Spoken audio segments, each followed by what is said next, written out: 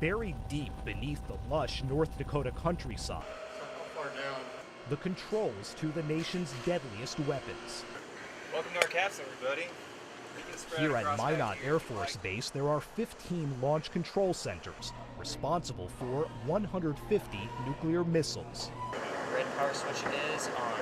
The centers are manned in 24-hour shifts by officers typically in their 20s, awaiting a presidential order to launch. Every single day you sign for control of 10 of the most powerful weapons known to mankind, you know, in the history of mankind, to be honest. The Air Force says the nuclear mission is its top priority, but it's one struggling with several issues.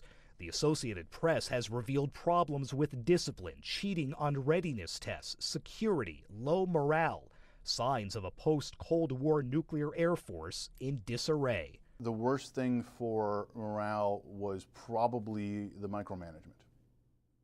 Brian Whedon spent 5 years as a missileer, as the launch officers are called. There were huge expectations and a culture of perfection. Really to have your every single action scrutinized and minutely controlled by a squadron commander at the same time. I mean, that to me, that was much more of a negative impact on the experience than just the stress by itself. The two-star general who commands the nuclear missile force agrees and wants to change things for today's airmen. The problem that we truly had was they weren't allowed to do their mission. You can't tell people they're important, that they're doing a nationally significant job, and at the same time you take away basic responsibilities that they have. The Air Force is now pouring money and personnel into fixing some of the problems, which include aging infrastructure. And you can see the very top of the missile right there.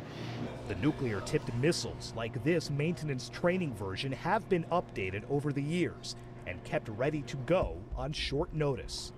But the supporting equipment is simply old, in and out of the bunkers.